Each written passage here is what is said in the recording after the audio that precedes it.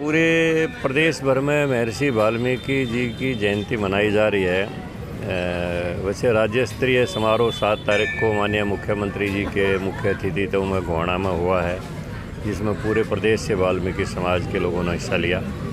और आज पूरे प्रदेश में विभिन्न जगहों के ऊपर वाल्मीकि आश्रमों में, वाल्मीकि धर्मशालाओं में, पूरे प्रदेश में महर्षि वाल्मीकि का प्रकट उत्सव मनाया जा रहा है। महर्षि वाल्मीकि से बहुत प्रेरणाएं लेने की समाज को आज के समय में आवश्यकता है। और इनका जीवन ये दर्शाता है कि कोई आदमी जन्म से छोटा बड़ा नहीं होता है, कर्म से ही छोटा बड़ा होता है। और भारत की अगर सभ्यता, संस्कृति और इतिहास को देखा जाए तो भारत में जितने भी असाधारण काम किए गए हैं वो साधारण घरों में पैदा हुए मनुष्य द्वारा, महात्माओं द्वारा किए गए हैं। जब इस देश को एक मर्यादा के ग्रंथ की ज़रूरत पड़ी तो उसकी रचना महर्षि वाल्मीकि ने की। जब इस देश में राजनीतिक मर्यादाओं के ऊपर एक महाभारत रूपी ग्रंथ की रचना की आवश्यकता पड़ी तो उसकी भी रचना एक आज के, जिसको हम दलित समुदाय कह देते हैं, एससी समाज कह देते हैं, उसी समाज में पैदा हुए महर्षि वेदव्यास ने की। और इस देश को जब संविधान की ज़रूरत पड़ी तो भी एक दलित समाज में पैदा हुए बाबा साहब भीमराव अम्बेडकर ने की। साधारण घरों में पैदा हुए महापुरुषों ने इस देश में असाधारण काम किए हैं और पूरे देश ने उनको सम्मान दिया है, पूरे देश ने उनको अपना आराध्य माना है, पूरे देश ने उनको अपना देवता के रूप में स्वीकार किया है। तो पूरे देश में आज वाल्मीकि रामायण को श्रद्धा की दृष्टि से देखा जाता है और जो ये कह के गए हैं वो आज भी प्रासंगिक हैं। तो मैं वाल्मीकि जयंती के इस शुभ अवसर पर पूरे समाज को, नंदाना गाँव में बैठे सबको बधाई देता हूँ और कामना करता हूं कि सब लोग इनके जीवन से, इनके काव्य से प्रेरणा लेके अपने जीवन में उन लोगों को, उन बातों को अपनाएं। आप लगातार गांव में देश में समस्या है। सुबह भी मेरे पास बड़ी मातो गांव से आए थे। हमारा किसानों से भी हमारा आग्रह है कि फसल का जब तक ये विविधीकरण नहीं अपनाएंगे, क्योंकि फसल की पानी पीने की अक्षमता जो है वो धान की खेती ने ख़त्म कर दी है। पानी पीने की अक्षमता नहीं है, बारिश से कोई तादाद से बहुत ज़्यादा नहीं हुई है, लेकिन क्योंकि जो ज़मीन की पानी को सोखने की अक्षमता है वो समाप्त हो चुकी है। वो धान की खेती ने उसको पूरी तरह से बर्बाद कर दिया है। तो फसलों का विविधीकरण अपनाना होगा। सरकार इसके लिए पूरा प्रोत्साहन दे रही है। भावांतर भरपाई योजना के तहत जो दूसरी फसल हम बोते हैं तो उसका जो गैप रहेगा भाव का, वो सरकार दे रही है किसान को सब्सिडी के रूप में। और विभिन्न फसलों के ऊपर कोई आपस में कोई हेरा फेरी ना हो। पहले पटवारी लेवल पर हेरा फेरी होती थी, कोई गिरदावर लेवल पर कोई हेरा फेरी हो जाती थी। तो सरकार ने मेरी फसल मेरा ब्यौरा नाम से पोर्टल जारी कर दिया है और आजकल तो छोटे से छोटे बच्चे उसको मोबाइल को चलाना जानते हैं।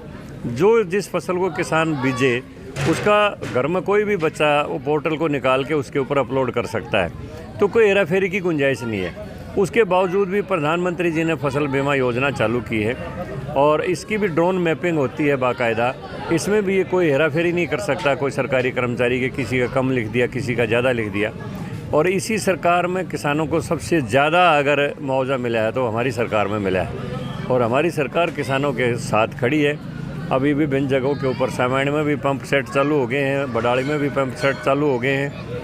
जहाँ जहाँ से डिमांड आती है, सुबह मातो बहनी से आए थे, हमने फटाफट मैंने उसी टाइम एसडीओ को फ़ोन करके वहाँ पर पंप सेट भिजवा दिए हैं। और आगे की हम योजना बनवाएंगे कि ज़मीन के अंडरग्राउंड पाइप दबा के वहाँ से चौवा सोख लिया जाए।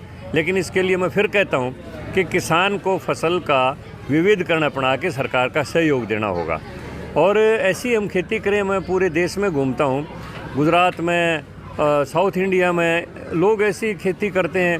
वो हमें कहते हैं कि आप तो बड़े बेवकूफ़ी टाइप से खेती करते हो, आप तो वो चीज़ें बोते हैं जो क्विंटलों में बिकती है और हम वो चीज़ें बीजते हैं जो ग्रामों में बिकती है। वो काली मिर्च, दालचीनी, सौंफ, इलायची, इस किस्म की खेती साउथ में करते हैं और कोई किसान 5-6 लाख एकड़ से कम की आमदनी नहीं उठाता है। मैं गया था पिछले दिनों दौरे के ऊपर, वहाँ एक रिक्शा वाला भी 20 तोले सोना अपनी लड़की को डालता है और साधारण किसान भी जो 4 एकड़ का किसान है 1 किलो से कम सोना नहीं डालता अपनी लड़की को।